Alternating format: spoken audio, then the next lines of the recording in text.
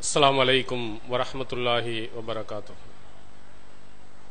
इन्नल हम्दलिल्लाह नहमदुहु व नस्तईनुहु व नस्तगफिरुहु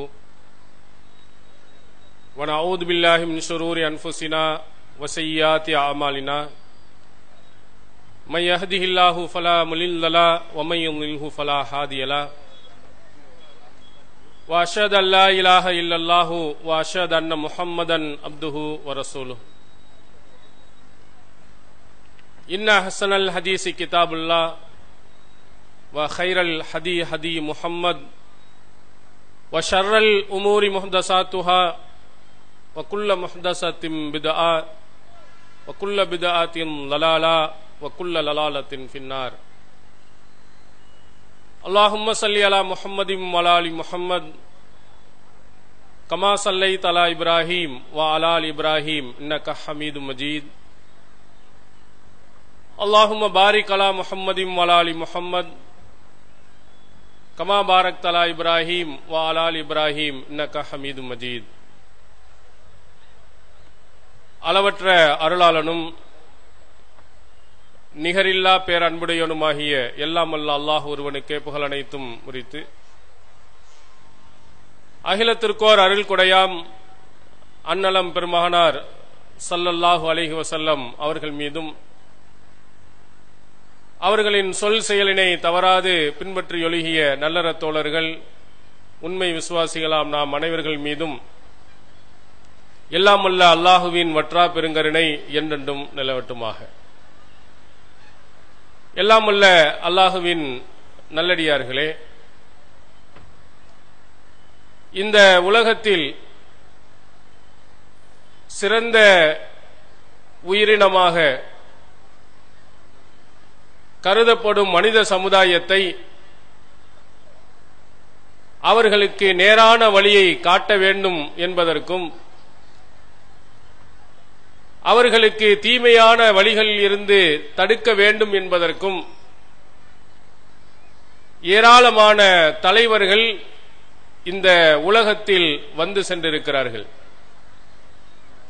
மனிதர்களுக்கு நல்வழியை காட்டி நல்ல போதனைகளை செய்து அவர்களுக்கு ஒரு சிறந்த வழிகாட்டுதலையும் கொடுக்க வேண்டும் என்பதற்காக அரசியலிலும் சரி ஆன்மீகத்திலும் சரி ஏராளமான தலைவர்கள் இந்த உலகத்தில் வந்து சென்றிருக்கிறார்கள்.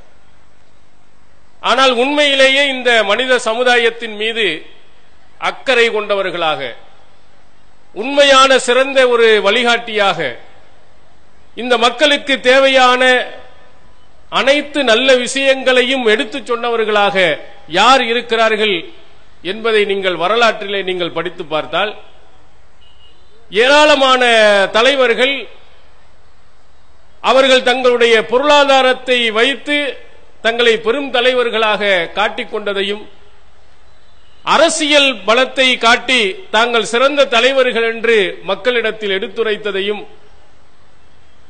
ஆன்மீகத்தின் பெயரால் ஏமாற்றி தங்களை பெரிய தலைவர்களாக மக்களிடத்தில் எடுத்துச் சொன்னதையும் நீங்கள் பார்க்கலாம். ஒரு கவிஞன் கூட கேட்பான், வாழ்ந்தவர் கோடி மறைந்தவர் கோடி மக்களில் மனதில் நிற்பவர் யார் என்று கேட்பார். எத்தனை பேர்கள் வந்திருக்கிறார்கள், எத்தனை பேர்கள் போயிருக்கிறார்கள், உண்மையிலேயே மக்கள் மனதிலே ஒரு சிறந்த தலைவராக பதிவு பெற்றவர்கள் யார்? உண்மையிலேயே மக்கள் நேசிக்கக்கூடிய தலைவர் யார்? அந்த நேசிக்கக்கூடிய தலைவர் ஏன் இத்தனை மக்களால் நேசிக்கப்படுகிறார் என்ற கேள்விகளுக்கெல்லாம் நபிகள் பெருமானார் ஸல்லல்லாஹு அலைஹி வஸல்லம் அவர்களுடைய வரலாறை, அவர்களுடைய அறிவுரைகளை, அவர்கள் சொன்ன அற்புதமான சட்டங்களை நாம் ஆய்வு செய்தால் மிக தெளிவாக நமக்கு விளங்கும். இந்த உலகத்திலேயே ஒவ்வொரு நாளும் ஒரு தலைவருடைய பெயர் உச்சரிக்கப்படுகிறது என்று சொன்னால் நபிகள் பெருமானார் ஸல்லல்லாஹு அலைஹி வஸல்லம் அவர்களை தவிர வேறு யாரும் கிடையாது. நம்ம உங்களுக்கு சாதாரணமாக ஒவ்வொரு ஊரிலேயும் குறைந்தபட்சம் 5 தடவை ஐவேளை தொழுகைக்காக அழைக்கப்படுகிறது. அதுல முஹம்மது ரசூலுல்லாஹ் என்ற அந்த வாசகம் மறக்காமல் சொல்லப்படுகிறது. ஒவ்வொரு தொழுகையிலேயும் இந்த நபியினுடைய பெயர் சொல்லப்படுகிறது. இப்படியே பார்த்தால் உலகத்தினுடைய அனைத்து பகுதிகளிலேயும் நபிகள் பெருமானார் ஸல்லல்லாஹு அலைஹி வஸல்லம் அவருடைய பெயர்கள் உச்சரிக்கப்பட்டுக் கொண்டே இருக்கிறது. இவ்வளவு பெரிய சிறந்த தலைவராக அவர்கள் வந்ததற்கு முக்கியமான காரணம் இரண்டுதான். ஒன்று, அவர்கள் கொண்டு வந்த அழகான கொள்கையும் அந்த கொள்கையை அவர்கள் எடுத்து வைத்த அழகான குணநலத்துடன் அவர்கள் சொன்ன அற்புதமான அறிவுரைகளும் தான் இந்த உலகத்தில் இருக்கக்கூடிய அத்தனை பேர்களுடைய உள்ளங்களிலேயும் ஆழமாக பதிய செய்தது. இன்று நீங்கள் பார்க்கலாம், எவ்வளவு பெரிய பேனர்கள் வைக்கப்பட்டிருக்கிறது, அத்தனையிலேயும் முஹம்மது ரசூலுல்லாஹ் தான். முஸ்லிம்களினுடைய உண்மையான இந்த கொள்கையை போதிக்கக்கூடியவர்களுடைய, குறிப்பாக நம்முடைய ஜமாத்தினுடைய மாநாடுகள், நம்முடைய ஜமாத்தினுடைய திருமுனை கூட்டங்கள் எது இருந்தாலும் இங்கே பேசப்படுபவர்களுடைய புகைப்படங்கள் அதிலே போடுவதில்லை, அவர்களை வானலாக புகழ்வதும் இல்லை. நபிகள் பெருமானார் ஸல்லல்லாஹு அலைஹி வஸல்லம் என்ற அந்த மாபெரும் தலைவர் தான் அனைவர்களுக்கும் எடுத்துச் சொல்லப்படுகிறார். அவர்களுடைய புகழ்தான் இந்த சமுதாய மக்களுக்கு மத்தியில் எடுத்துரைக்கப்படுகிறது. தனி மனிதனுடைய புகழ் அங்கே பேசப்படுவதில்லை. நபிகள் பெருமானார் ஸல்லல்லாஹு அலைஹி வஸல்லம் அவர்கள் அவ்வளவு சிறந்த தலைவராக இருந்ததின் காரணத்தினால் இன்று ஒவ்வொரு முஸ்லிமுடைய உள்ளங்களிலேயும் ஆழமாக பதியப்படுகிறார். எத்தனையோ தலைவர்கள் உண்டு, அந்த தலைவர்களை எல்லாம் நீங்கள் புகைப்படங்களிலே நீங்கள் பார்த்திருக்கலாம். அவர் பேச வருகிறார் என்று சொன்னால் வானளவிலே மிகப்பெரிய பேனர்கள் வைக்கப்பட்டு அவருடைய புகைப்படங்கள் எல்லாம் வைத்திருப்பார்கள். அனைத்தும் போலியானவை, உண்மையானவை அல்ல. இப்போது நமது நாட்டுக்கு கிடைத்திருக்கக்கூடிய மிகப்பெரிய ஒரு தலைவராக இருக்கக்கூடிய மோடி, அவருடைய செயல் திட்டங்களை வைத்துக் கொண்டு அவர் வரக்கூடிய இடங்களில் எல்லாம் பேனர்கள் வைக்கப்படுகிறது, பத்திரிகைகளில் செய்திகள் கொடுக்கப்படுகிறது.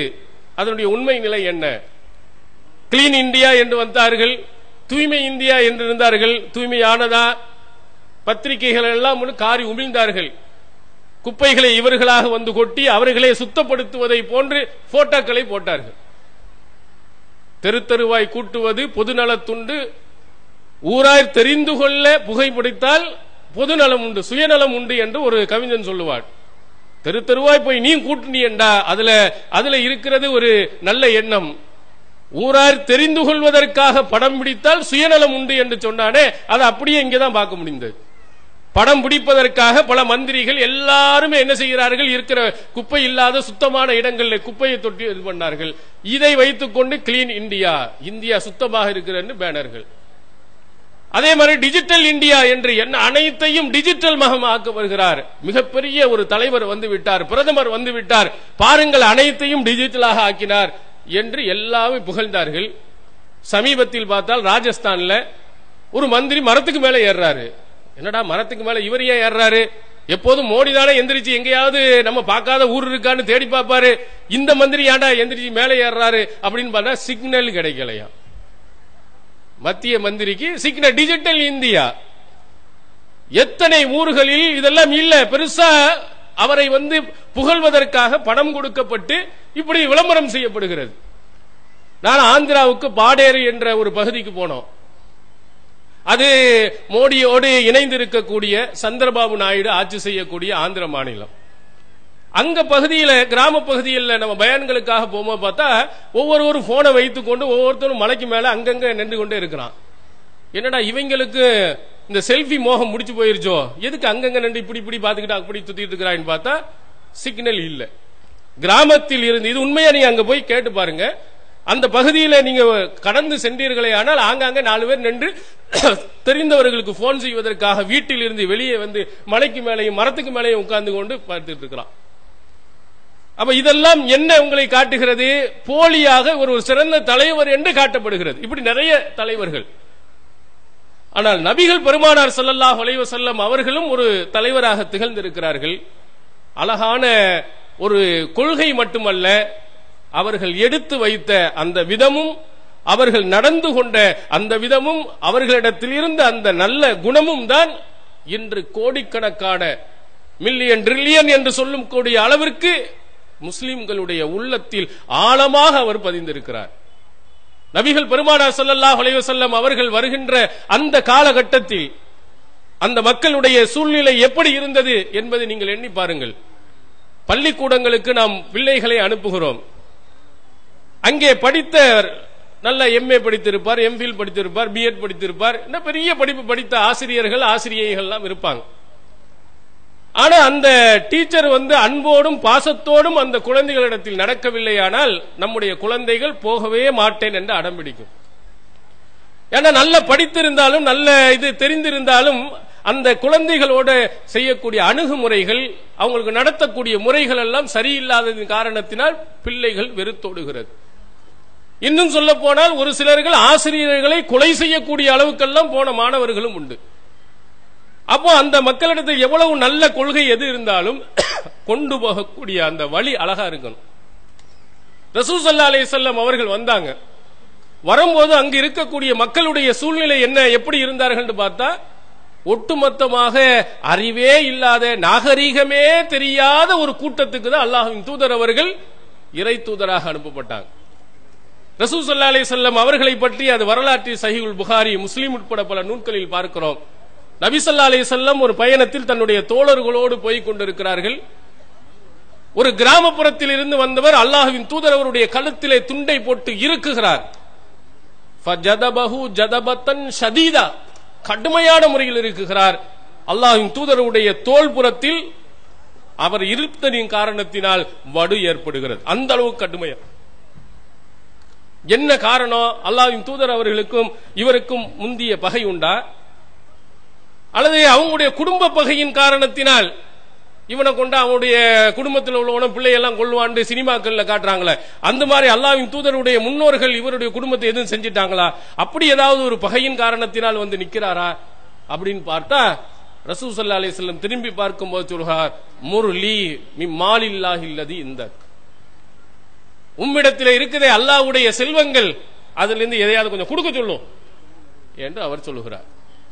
பிச்சை கேட்கிறாரு அவர் ரசூலுல்லாஹ்ட்ட, உங்களுக்கு ஜக்காத்து அதுல நிறைய வந்திருக்கும்ல, எனக்கு கொஞ்சம் இதை கொடுக்க சொல்லியா அப்படின்னு அல்லாஹ்வின் தூதர் அவர்களை கழுத்திலே துண்டை போட்டு இறுக்கி கொஞ்சம் விட்டு விருந்தா அல்லாஹ்வின் தூதர் அவர்களுக்கு மிகப்பெரிய ஒரு பாதிப்பு ஏற்படக்கூடிய அளவுக்கு நடந்து கேட்கிறார்.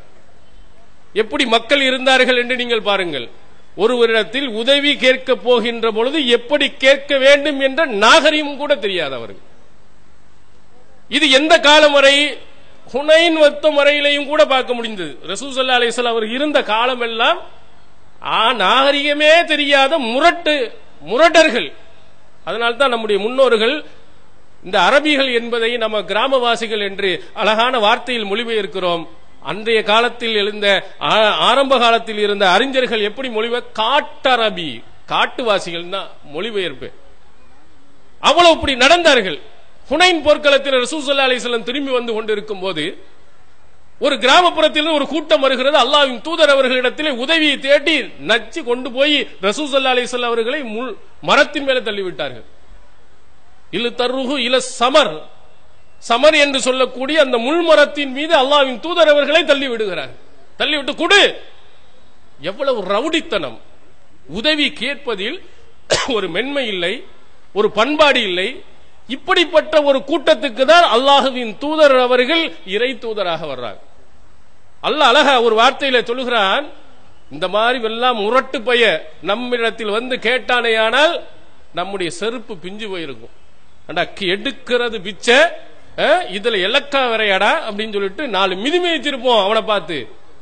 அல்லாஹ் சொல்லுகிறான், லவ் குந்த ஃபல்லன் கலீலல் கல்பி லன் ஃபல்லு மின் ஹவுலிக், நீ மட்டும் இந்த மாதிரி முரட்டுத்தனம் இருக்கிறானே, இவனிடத்தில் கடுமையாக நீ நடந்திருந்தால் உன்னைய சுத்தி ஒரு பை கூட இருந்திருக்க மாட்டான். இவ்வளவு மோசமானவர்களுக்கு மத்தியிலையும் அல்லாஹ்வின் தூதர் அவர்கள் அவ்வளவு அன்போடும் பாசத்தோடும் நடந்ததின் காரணத்தினால்தான் அல்லாஹ்வின் தூதர் அவர்களுக்காக உயிரையும் கொடுப்பதற்கு தயாரானவர்கள் லட்சக்கணக்கான பேர்கள் சேர்ந்தாங்க. ரொம்ப முரடர்கள் தான். அந்த முரடர்களையும் அவர்கள் திருத்தும் விதத்தில் அல்லாஹ்வின் தூதர் அவருடைய ஒவ்வொரு செயல்பாடும் குணமும் அவர்களுக்கு அமைந்திருந்தது. அவ்வளவு கோபத்திலையும் ரசூல் ஸல்லல்லாஹு அலைஹி வஸல்லம் கழுத்தை பிடித்து இறுக்கி கேட்ட அவனை திரும்பி பார்த்து ஃபலஹிக்க, அல்லாஹ்வின் தூதர் சிரிக்கத்தான் செய்தார்கள். கோபம் வரல. இவ்வளவு முரடர்களாக இருக்கிறார், இவ்வளவு நாகரிகம் தெரியாதவனாக இருக்கிறார்களே என்று பயந்தார்களே, அவர்கள் பார்த்தார்களே தவிர கோபப்பட்டு அவர்களை அடிக்க சொல்லவில்லை, தோழர்களை கட்டி வைத்து உருக்க செய்யவில்லை. நீங்கள் பார்த்தீர்கள் என்றால் இன்று எத்தனை அறிஞர்கள் அல்ல பெரிய தலைவர்கள் அவங்களுக்கு எதிராக எவ்வளவு பேர்கள் இருக்கிறார். என்ன செய்யறான்? சுவை தூக்கி எறிகிறான், மையை அடிக்கிறான். அவனை எத்தனை அளவுக்கு பெண்ட கழட்டி இருக்கிறாங்கன்னு தெரியுமா? எவ்வளவு மோசமாக நடத்தப்பட்டு இருக்கிறார்கள் தெரியுமா? தன்னுடைய கோபத்தை காட்டுவதற்காக இங்கு அடித்தான் என்று சொன்னால் அவனை உள்ள போய் லாடம் கட்டிடுறான். அப்படிப்பட்ட மோசமான ஒரு காலகட்டத்தில் அல்லாஹ்வின் தூதர் இதைவிட மோசமாக நடந்தவர்களுக்கு இடத்திலே அல்லாஹ்வின் தூதர் அவர்கள் அவ்வளவு அன்போடும் பாசத்தோடும் நடந்ததின் காரணத்தினால் அவர்களுடைய உள்ளங்களை எல்லாம் அல்லாஹ்வின் தூதர் அவர்கள் வென்றெடுத்தார். நபி ஸல்லல்லாஹு அலைஹி வஸல்லம் அவர்கள் மீது கொண்டுள்ள அன்பு பாசத்துக்கு நிகராக எதுவும் இல்லை என்ற அளவுக்கு அந்த தோழர்கள் அல்லாஹ்வின் தூதர் அவர்கள் மீது பாசத்தை வைத்திருந்தாங்க.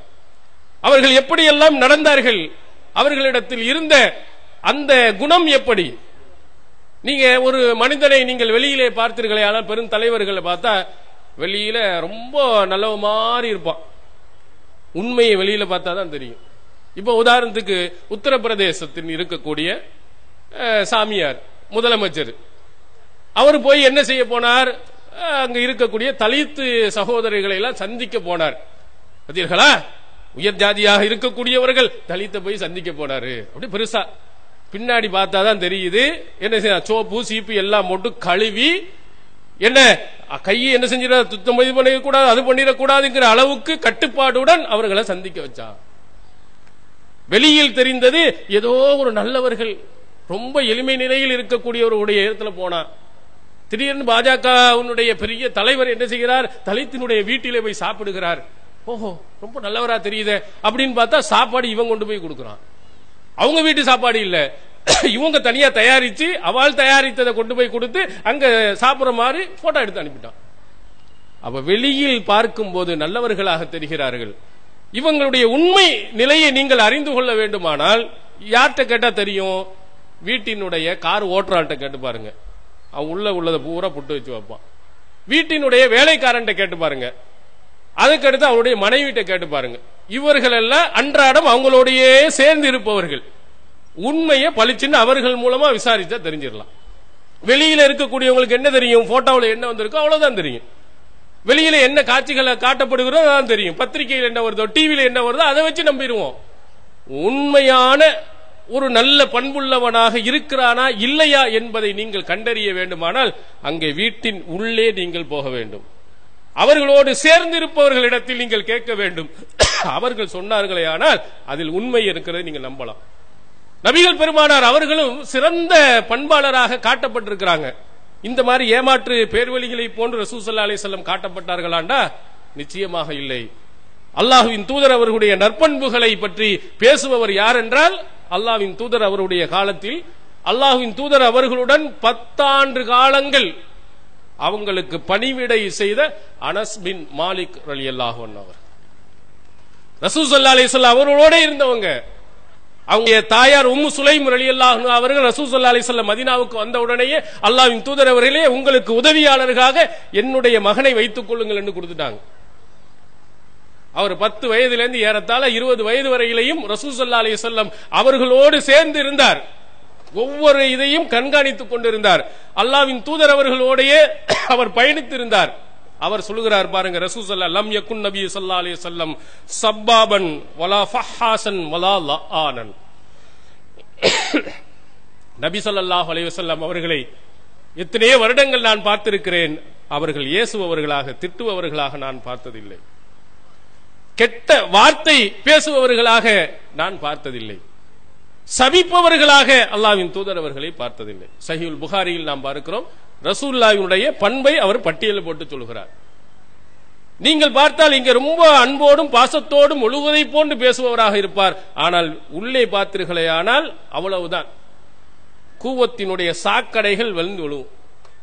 நமக்கு முன்னால் இருந்தவர், அவரை பற்றி பேர் சொல்ல வேண்டிய அவசியம் இல்லை, ரொம்ப அழகா போட்டு தலப்பா போட்டு துண்டை போட்டுட்டு பேசுவார். அவர்கிட்ட போய் ஒரு ஆள் போன்ல நீங்க இப்படி செய்யறீங்கன்னா பேசுறாரு, ஐயோ சென்னையிலே தரப்படை என்று சொல்வார்களே, அந்த 1ஆம் களிமா 2ஆம் களிமா என்று வார்த்தை, அவ்வளவு அநாகரிகமான வார்த்தையில் ஒரு மௌலவி திட்டுகிறார். அது ஆடியோலாம் வாட்ஸ்அப் இதுல எல்லாம் போனுச்சு.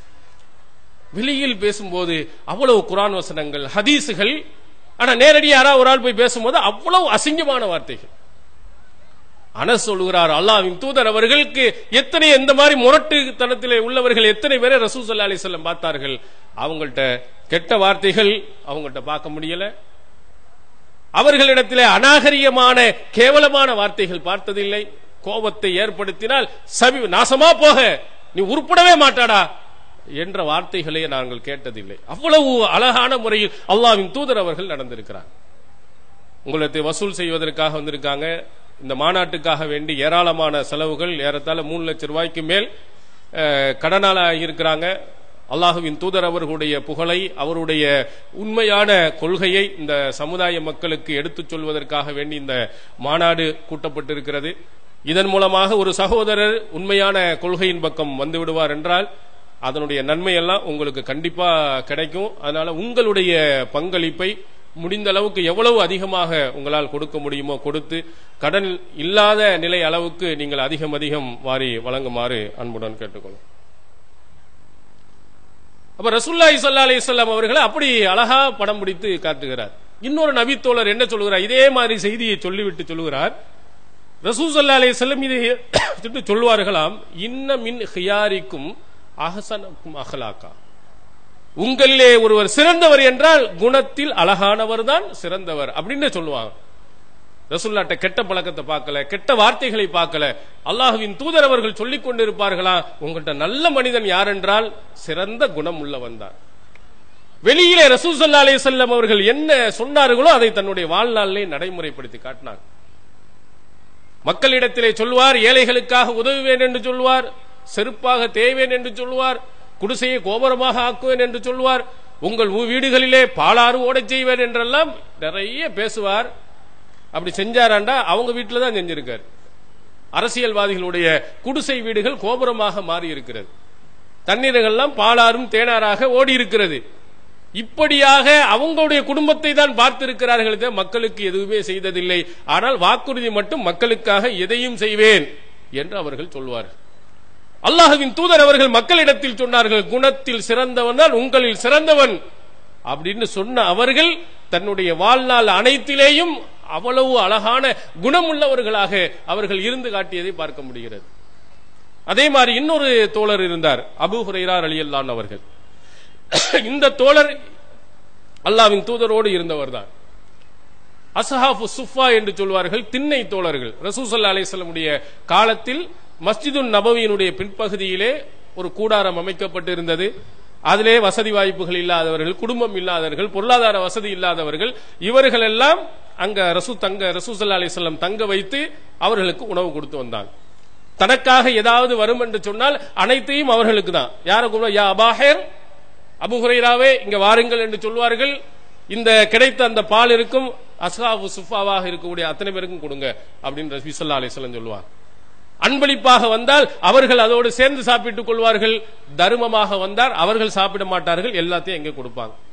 அப்ப அந்த இடத்திலே மஸ்ஜிதுன் நபவியிலேயே அல்லாஹ்வின் தூதர் அவர்களோடையே கடந்து உருண்டு எழுந்தவர். அதனால்தான் நிறைய நபிமொழிகளையும் அவர் அறிவித்தார்.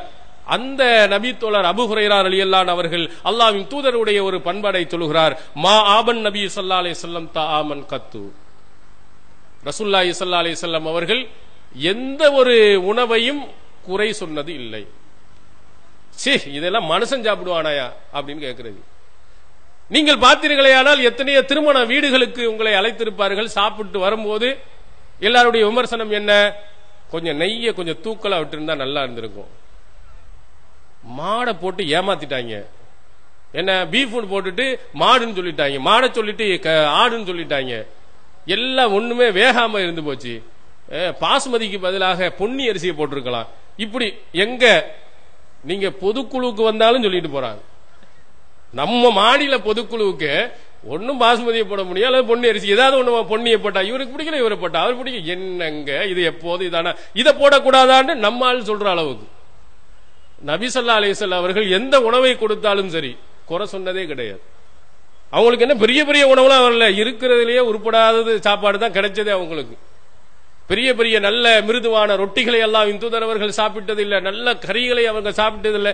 ஏதோ அரைகுறையாக சாப்பாடு கிடைக்கும், அந்த சாப்பாடு அவங்களுக்கு பிடித்திருந்தால் சாப்பிடுவார்கள், இல்லைன்னா சாப்பிடாம விட்டுருவாங்க. அவ்வளவுதான் அவங்களால. சில உணவுகள் பிடித்தது உண்டு, பிடிக்காதும் உண்டு. பிடித்திருந்தால் சாப்பிட்டுக் கொள்வார்கள், பிடிக்கவில்லையானால் குறை சொல்லிக் கொண்டு இருக்க மாட்டார்.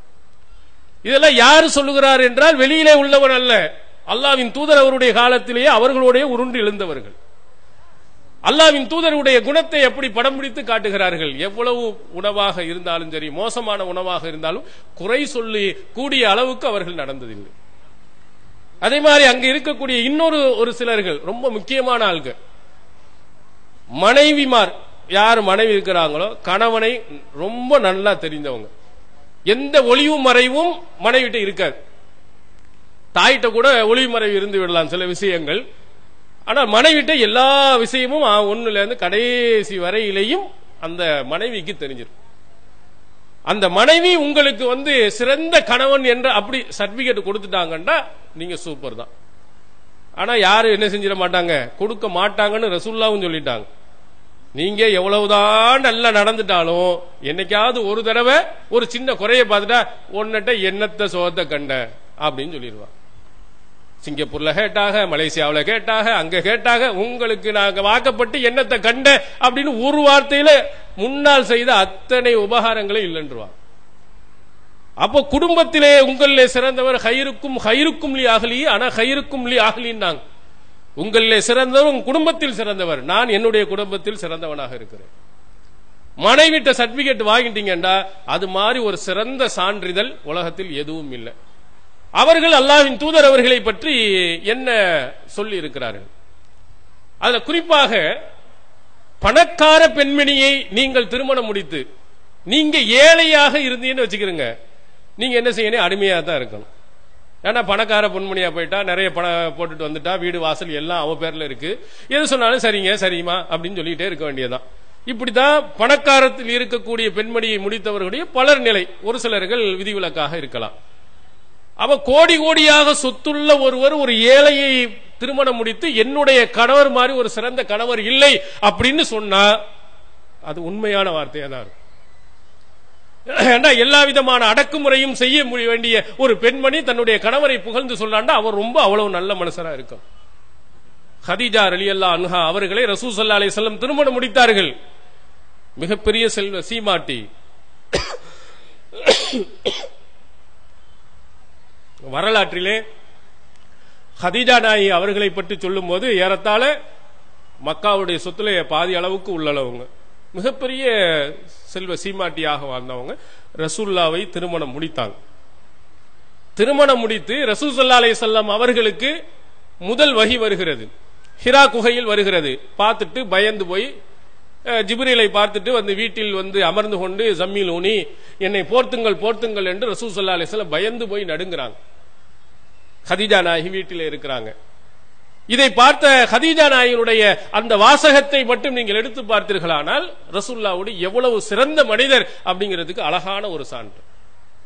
பயந்து நடுங்கி போனவர்களுக்கு அவர்கள் சொன்ன அழகான ஆறுதல் வாசகம், வல்லாஹி லா யுஹ்ஸீக அல்லாஹு அபதா, அல்லாஹ் ஒருபோதும் உங்களை இழிவுபடுத்தவே மாட்டான். என்ன நீங்க தப்பு செஞ்சீங்க, உங்கள்ட்ட என்ன கெட்ட குணம் இருந்தது, பட்டியல் போடுகிறார்கள் நல்ல குணத்தை எல்லாம். இன்னக தஸிலு ரஹ்ம வ தஹ்மிலுல் கல்ல வ தக்ஸிபுல் மஅதூம் வ துஈனு அலா நாபில் ஹக் வ தக்ரிஉல் லைஃப, நீங்கள் உறவினர்களோடு சேர்ந்து வாழுகிறீர்கள், கஷ்டப்படுபவர்களின் சுமைகளை சுமந்து கொள்கிறீர்கள், இல்லாதவர்களுக்காக உழைக்கிறீர்கள், விருந்தாளியாக வந்தவர்களை கண்ணியப்படுத்துகிறீர்கள், சத்திய போராட்டங்களில் ஈடுபடுபவர்களுக்காக உதவி செய்கிறீர்கள். ஏன் அல்லாஹ் உங்களை இழிவுபடுத்தணும்? அல்லாஹ் உங்களை ஒருபோதும் இழிவுபடுத்த மாட்டான் என்று அந்த பெண்மணி அல்லாஹ்வின் தூதர் அவர்களுக்கு ஆறுதல் சொல்றாங்க. குணத்துல எவ்வளவு உயர்ந்த இடத்துல வச்சிருக்காங்கன்னு பாருங்க. ஒரு பெண்மணி, பணக்கார பெண்மணி, கோடி கோடியாக சொத்துக்களை வைத்திருந்த பெண்மணி தன்னுடைய கணவரை பற்றி எவ்வளவு அழகான நற்சான்றிதழ் சொல்கிறான்னு பாருங்க. இதனால தான் ரசூல் ஸல்லல்லாஹு அலைஹி வஸல்லம் அவர்கள் எல்லாருடைய உள்ளத்திலேயே அப்படி ஆழமா பதிஞ்சிருக்கிறாங்க. போலியாக ஏமாற்றி மக்களுக்கு மத்தியில் இப்படி சிறந்த தலைவர் என்று அங்கே காட்டப்பட்டவர்கள் உயர்ந்தவர்களாக வரவில்லை. அங்கே வேலை செய்தவர்கள்ட்ட கேட்டாலும் சரி, ஒரு நாள் 2 நாள் சந்தித்தவர்களிடத்தில் கேட்டாலும் சரி, அவர்களோடு வாழ்நாள் முழுவதும் இருந்தவர்களிடத்தில் கேட்டாலும் சரி, இவர்களை போன்ற சிறந்தவர்கள் யாரும் இல்லை. முஸ்னத் அகமதில் நாம் பார்க்கிறோம், அல்லாஹ்வின் தூதர் அவர்களுடைய குணத்தை பற்றி ஆயிஷா நாயகி அவர்களிடத்தில் இன்னொரு மனைவியிடத்தில் கேட்கப்படுகிறது. அஹ்பிர்னி அன் ஹுலுகி ரசூலில்லாஹி ஸல்லல்லாஹு அலைஹி வஸல்லம், ரசூல் ஸல்லல்லாஹு அலைஹி வஸல்லம் அவர்களுடைய குணங்கள் எப்படி இருந்தது எங்களுக்கு சொல்லுங்களே அப்படின்னு தாபீன் கேட்கிறார். அன்னை ஆயிஷா நாயி ஒரு சின்ன வார்த்தையில சொல்லிட்டாங்க, கான ஹுலுகுஹு அல் குர்ஆன். ரசூல் ஸல்லல்லாஹு அலைஹி வஸல்லம் அவர்களுடைய குணம் திருக்குர்ஆனாகவே இருந்தது. குர்ஆனில் சொல்லப்பட்ட அத்தனை நல்ல குணங்களும் அவர்களிடத்தில் இருந்தது. அவங்களுடைய மனைவியினுடைய சான்று. திருக்குர்ஆனில் உள்ள எந்த சட்டத்துக்கு மாற்றமாக அவர்கள் நடந்ததில்லை. அத்தனை நல்ல குணங்களும் அல்லாஹ்வின் தூதர் அவர்களிடத்தில் இருந்தது. பாருங்க, ரசூலுல்லாஹி ஸல்லல்லாஹு அலைஹி வஸல்லம் அவர்களுக்கு சான்று கொடுக்கக்கூடிய அந்த சிறந்த பெண்மணிகள், மனைவிமார்கள், வேலைக்காரர்கள், உதவியாளர்கள், அவரோடு சேர்ந்து வாழ்ந்தவர்கள் அத்தனை பேர்களும் அல்லாஹ்வின் தூதர் அவர்களை உயர் நிலையத்தான் வைத்தார். மோசமானவர்களுக்கு மத்தியிலும் ரொம்ப கடுமையாக நடந்து கொண்டவர்களுக்கு மத்தியிலும் ரசூல் ஸல்லல்லாஹு அலைஹி வஸல்லம் அவ்வளவு மென்மையாக. சஹீஹ் புகாரியில் ஒரு செய்தியை பார்க்கிறோம். ரசூல் ஸல்லல்லாஹு அலைஹி வஸல்லம் அவர்கள் வீட்டில் இருக்கின்ற போது இன்னொரு மனைவியிடத்திலிருந்து உணவு வருகிறது. அதை பார்த்த ஆயிஷா நாயகி அவர்கள் கோபப்பட்டு அதை தட்டி விடுகிறார்கள். அந்த தட்டு உடைந்து போய்விடுகிறது. ரசூல் ஸல்லல்லாஹு அலைஹி வஸல்லம் அவர்கள் கோபப்படவில்லை, ஆத்திரப்படவில்லை. ரொம்ப அழகா சொன்னாங்க, அந்த வேலைக்கார காரத்து உம்முக்கும், உங்களுடைய தாய்க்கு ரோசம் வந்து விட்டது. என்ன, நான் இருக்கும் போது என்னுடைய கணவருக்கு நான் கொடுக்க மாட்டேன்னா நீ என்ன அங்கேருந்து அனுப்புவது என்று அந்த ரோச உணவரினால் தட்டிட்டாங்க அப்படின்னு சொல்லிட்டு புதிய ஒரு தட்டை எடுத்து அங்க அனுப்பி வச்சான். இதையெல்லாம் அவர்கள் பார்க்கின்ற பொழுது ரசூல் ஸல்லல்லாஹு அலைஹி வஸல்லம் ஆத்திரப்படக்கூடிய, கோபப்படக்கூடிய ஒரு மோசமான சூழ்நிலை உருவாகக்கூடிய அந்த நேரத்தில் கூட பொறுமையாக அல்லாஹ்வின் தூதர் அவர்கள் இருந்திருக்கிறார்கள் என்பதை அவங்க பார்க்கும் போது அல்லாஹ்வின் தூதர் அவருடைய குணத்துக்கு நிகராக உலகத்தில் யாரும் இல்லை. இது அவங்க மனைவி. அடுத்து பார்த்தீர்களே ஆனால் உள்ளத்தை அனைத்தையும் அறிந்தவன் அல்லாஹ்வை தவிர யாரும் இல்லை. வெளியில அப்படி கூட நடிச்சிடலாம், வேலைக்காரர்கிட்ட நடிச்சிடலாம், மனைவிமார்கள்ட்ட நடிச்சிடலாம், அல்லாஹ்ட்ட போய் நடிச்சிட முடியாது. இறைவனிடத்தில் நடித்து விட முடியாது. படைத்த இறைவன் சொல்கிறான், இன்னக லஅலா ஹுலுகின் அலீம், நீர் மகத்தான நற்குணத்தில் இருக்கிறீர். அல்லாஹ்வுடைய சான்று. இதுக்கு மேல சான்று உலகத்தில் யாரும் சொல்ல வேண்டியதில்லை. படைத்த இறைவன் ரசூல் ஸல்லல்லாஹு அலைஹி வஸல்லம் அவர்களுடைய அனைத்தையும் பார்த்து விட்டு சொல்கிறார், உன்னை போன்ற ஒரு சிறந்த குணம் உள்ளவர் யாரும் இல்லை. அவ்வளவு அற்புதமான குணத்தில் நீர் இருக்கிறீர் என்று அல்லாஹ்வுடைய சான்றையும் திருமறை குர்ஆனில் நாம் பார்க்கிறோம். அவ்வளவு சிறந்த பண்பாளராக இருக்கக்கூடிய நபிகள் பெருமானார் ஸல்லல்லாஹு அலைஹி வஸல்லம். ஆனா நம்முடைய மக்கள்கிட்ட தான் பார்க்கிறோம், இந்த இறை தூதரின் வழிகாட்டுதல், அவர்கள் காட்டிய அந்த வழிமுறைகளை பின்பற்றுவதில் ரொம்ப பின்தங்கி போயிருக்கிறார். ஷாஃபியனா பின்பற்றிக்கிறவன், அனவியை பின்பற்றுவேன், அவரை சொன்ன கேட்பேன், இவரை சொன்ன, ரசூல் ஸல்லல்லாஹு அலைஹி வஸல்லம் சொன்னா அதை மாதிரி தொழுவுண்டா அதை கேட்கறது இல்லை. அவங்க சொன்ன மாதிரி நோன்பு வைங்கள் என்றால் அப்படி நடப்பதில்லை. தராவி ரசூல் ஸல்லல்லாஹு அலைஹி வஸல்லம் அவர்கள் தொழுதாங்கன்னு சொன்னியா, ரசூலுல்லாஹ் தொழுத மாதிரி நீ தொழு என்று சொன்னால் அதை கேட்பதில்லை. எவ்வளவு உயர்ந்த மனிதராக இருக்கக்கூடிய அல்லாஹ்வின் தூதர் அவர்கள், அவ்வளவு பண்பாடு மிக்க மனிதராக இருந்த அல்லாஹ்வின் தூதர் அவர்கள் இந்த உலகத்திற்கு ஒரு சிறந்த முன்மாதிரி. அவர்களுடைய ஒவ்வொரு நல்ல பழக்க வழக்கமும் நம்மள்ட்ட வரணும். அது மட்டுமல்ல, ரசூலுல்லாஹி ஸல்லல்லாஹு அலைஹி வஸல்லம் அவர்களிடத்தில் இருந்த இன்னும் பல விஷயங்களை நீங்கள் பாருங்கள். ரசூல் ஸல்லல்லாஹு அலைஹி வஸல்லம் அவர்களை அல்லாஹ் இந்த உலகத்துக்கு எப்படி அறிமுகப்படுத்துகிறார்? ரஹமத்துன் லில் ஆலமீன், இந்த உலகத்திற்கு அருள் கொடை. உலகம் டோட்டல் அத்தனைக்குமே அவங்க தான் நபி, அவங்க தான் உலகத்திலேயே ஒரு சிறந்த மனிதர், அவங்க தான் உங்களுக்கு அருளாக அனுப்பப்பட்டு இருக்கிறார். அது மட்டுமல்ல, அந்நபி அவுலா பில் முஃமினீன மின் அன்ஃபுஸிஹிம், இந்த நபி மூமின்களுக்கு தங்களை உயிரை விடவும் மேலானவர். எவ்வளவு கிரேடு போகுதுன்னு பாருங்க. படைத்தவன் சொல்றது, நம்மை அல்லாஹ் உருவாக்கியவன் சொல்வது, அந்த நபியை நீ உன் உயிரை விடவும் மேலாக நேசிக்கணும் அப்படின்னு அல்லாஹ் சொல்லுகிறார். அப்போ எவ்வளவு சிறந்தவராக அல்லாஹ்வின் தூதர் அவர்கள் இருந்திருக்கிறாங்கன்னு பாருங்க. ஆனால் அவங்களுடைய நடவடிக்கையை நீங்க பாத்தீங்கன்னா அல்லாஹு அக்பர், அவங்கள மாதிரி எளிமையான ஒரு சிறந்த ஒரு தலைவரை உலகத்தில் நீங்கள் யாரையும் பார்த்திருக்க முடியாது. இவ்வளவு உயர்ந்த நிலையில் இருக்கக்கூடியவர் எப்படி நடக்கணும், எப்படி நடைமுறையில் இருந்திருக்கணும், எந்த மாதிரி அவருடைய உடைகளை அமைத்திருக்கணும், இருக்கைகளை அமைத்திருக்கணும், ரொம்ப சாதாரண. ரசூலுல்லாஹி ஸல்லல்லாஹு அலைஹி வஸல்லம் அவர்களிடத்திலே சந்தேகங்கள் கேட்பதற்காக ஒருவர் வருகிறார் மஸ்ஜிது நபவியில். அங்கே வருகின்ற போது கேட்கிறார், ஐயுக்கும் முஹம்மது, இங்கே முகமது எங்கே இருக்கிறார் அப்படின்னு கேட்கிறார். கேட்ட உடனே ரசூலுல்லாஹ் எங்கேயோ வெளியே போயிருப்பாங்களோ, வன் நபி ஸல்லல்லாஹு அலைஹி வஸல்லம் பைன அல்லாஹரானைஹி, ரசூல் ஸல்லல்லாஹு அலைஹி வஸல்லம் அங்கதான் அமர்ந்திருந்தார். பள்ளிக்கு வந்து இப்படி இப்படி சுத்தி சுத்தி பார்த்துட்டு அவர் கேட்கிறார், எங்கே முகமது எங்கே?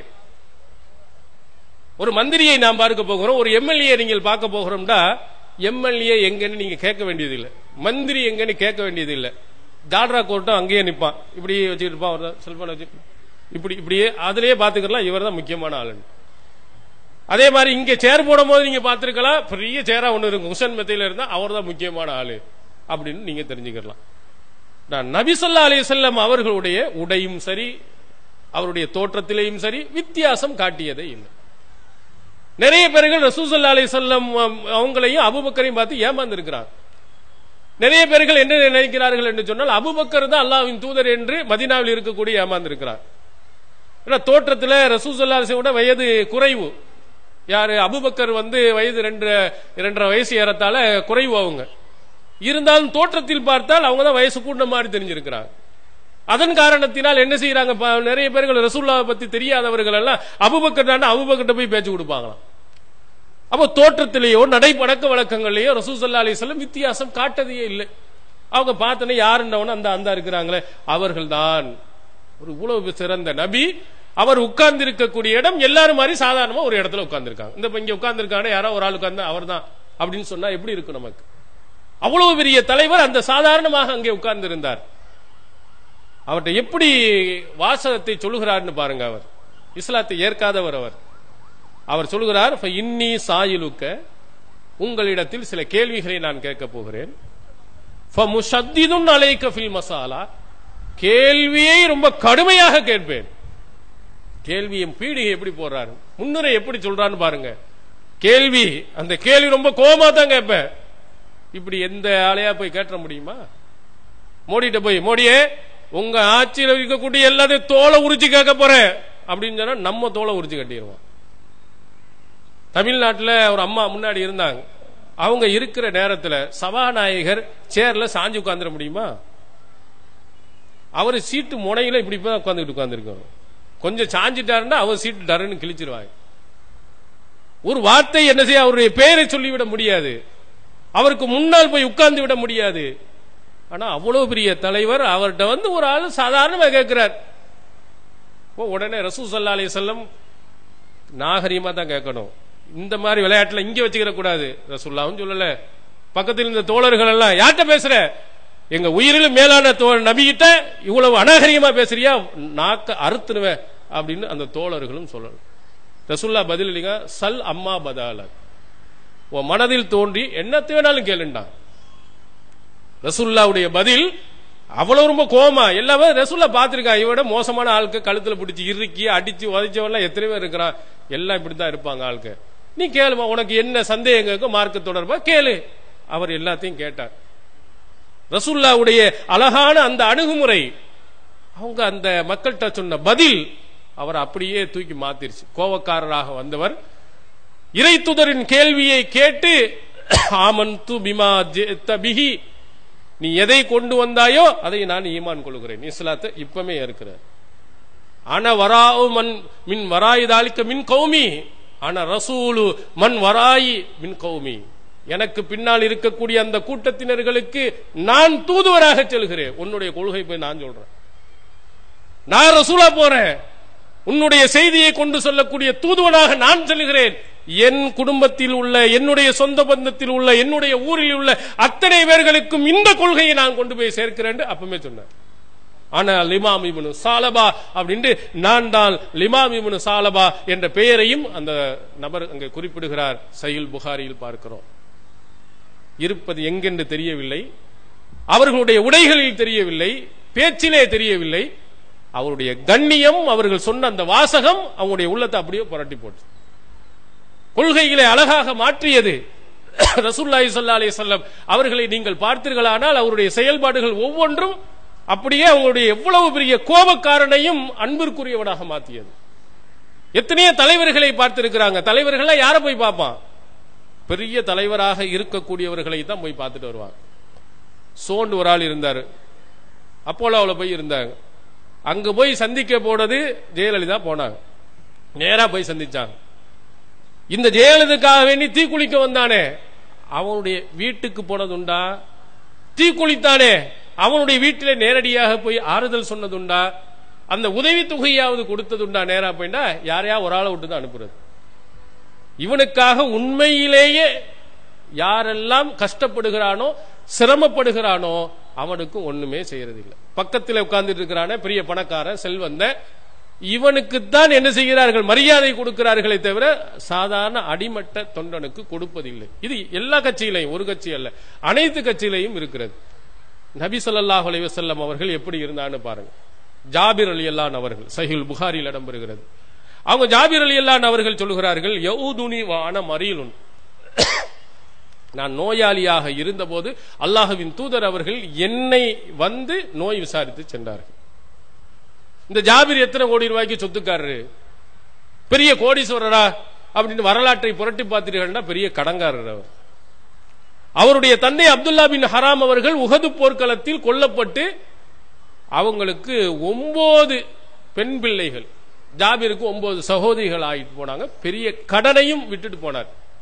கடன்காரர்கள் பெரிய தொல்லை கொடுத்தார்கள். அல்லாஹ்வின் தூதர் அவர்கள் அதிலே தலையிட்டு அந்த கடனையும் சரி செய்து கொடுத்த ஒரு கடனாளியாக இருந்த ஜாபிர் ரலியல்லாஹு அன்ஹு அவர்களுடைய வீட்டில் போய் அவர் நோயாளியாக இருக்கிறார் என்பதற்காக சந்தித்துட்டு வந்தார்.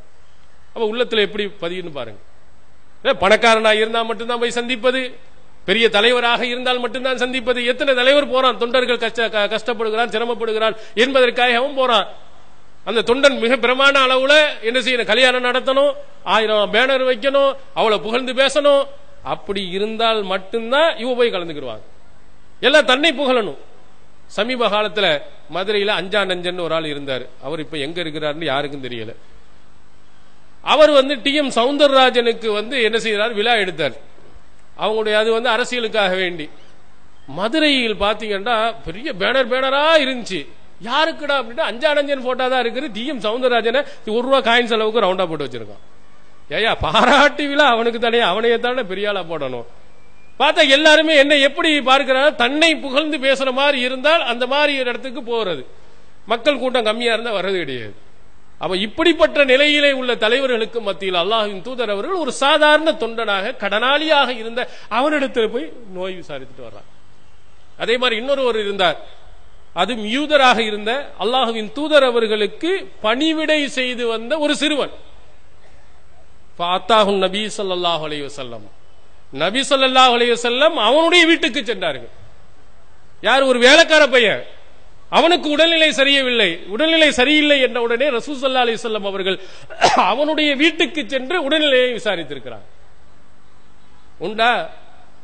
எந்த தலைவனாவது அவங்க வீட்டிலே இருக்கக்கூடிய தெரு பெருக்கிக் கொண்டு இருக்கக்கூடிய ஒருவன் உடல்நிலை சரியில்லை என்று சொன்னால் அவங்களுடைய வீட்டிலே போய் சந்தித்து ஆறுதல் சொன்ன ஒரு தலைவனை நீங்கள் பார்த்திருக்க முடியுமா?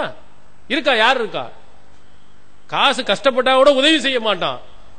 ஆனால் இந்த தலைவர் அவ்வளவு கஷ்டப்பட்டு சிரமப்பட்டவராக இருந்தாலும் நம்மீது அன்பு உள்ளவர், எனக்காக உதவி செய்தவர், அவருக்கு நான் செல்ல வேண்டும் என்று அல்லாஹ்வின் தூதர் அவர்கள் அங்கே போய் விசாரித்துட்டு வந்தார். நபிகளாரினுடைய இது போன்ற ஒவ்வொரு பழக்க வழக்கத்தையும் பார்க்கின்ற பொழுதுதான் அவங்களுடைய உள்ளத்துல ரசூல் ஸல்லல்லாஹு அலைஹி வஸல்லம் எங்கேயே போய் நிற்கிறாங்க, நமக்கும் இருக்கிறார். ரசூல் ஸல்லல்லாஹு அலைஹி வஸல்லம் அவருடைய காலத்திலே பள்ளியை கூட்டிக் கொண்டிருந்த ஒரு பெண்மணி இறந்து போய் விடுகிறார்கள். மற்ற தோழர்கள்லாம் பள்ளியை கூட்டுற பொம்பளை தானே அப்படின்னு தொலை வச்சு முட்டாங்க. ரசூல் ஸல்லல்லாஹு அலைஹி வஸல்லம் அதற்கு பிறகு பள்ளியை தூய்மைப்படுத்தி அந்த பொண்ணை எங்க காணோம் அப்படின்னு கேட்கிறாங்க.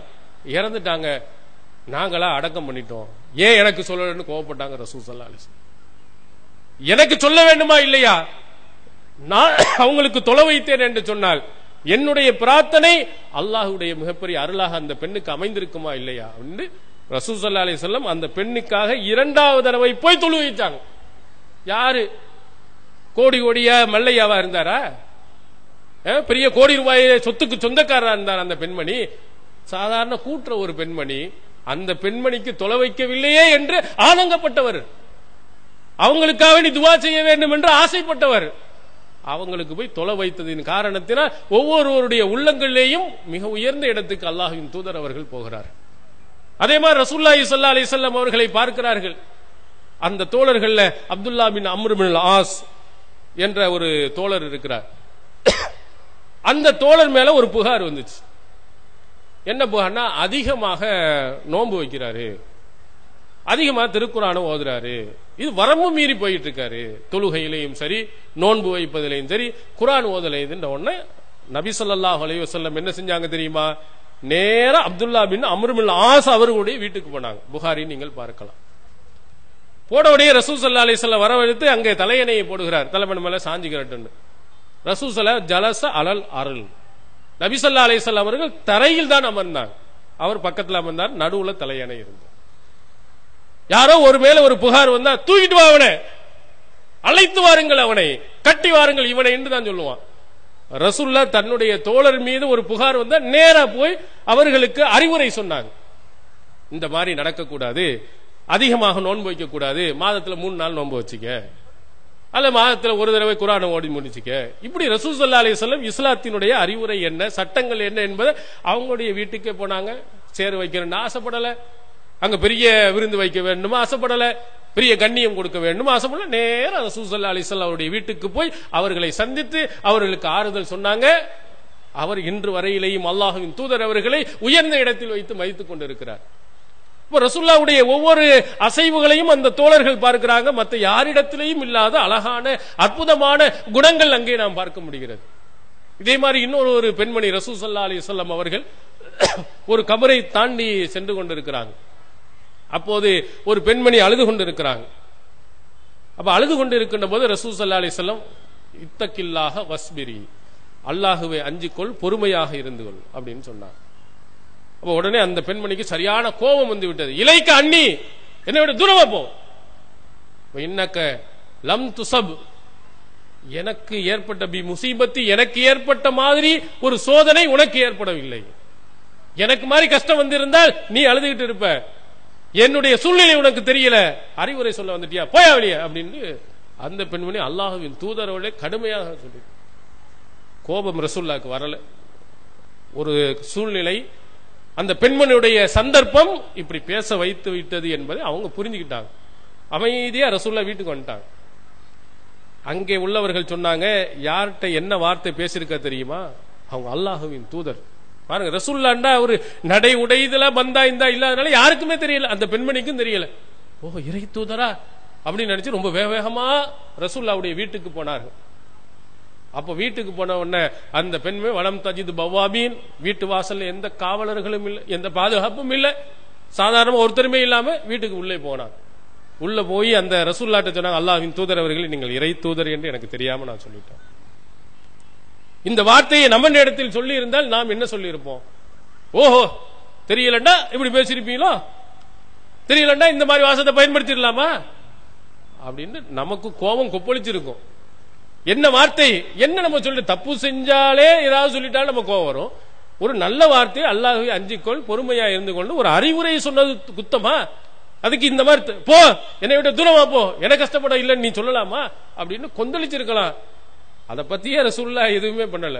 அப்போதும் அந்த பெண்ணுக்கு சொன்னார்கள், அஸ்ஸபுர் இந்த சதமத்தில் ஊலா, பொறுமை என்பது துன்பம் ஏற்பட்டவுடன் கைகொள்வதுதான்.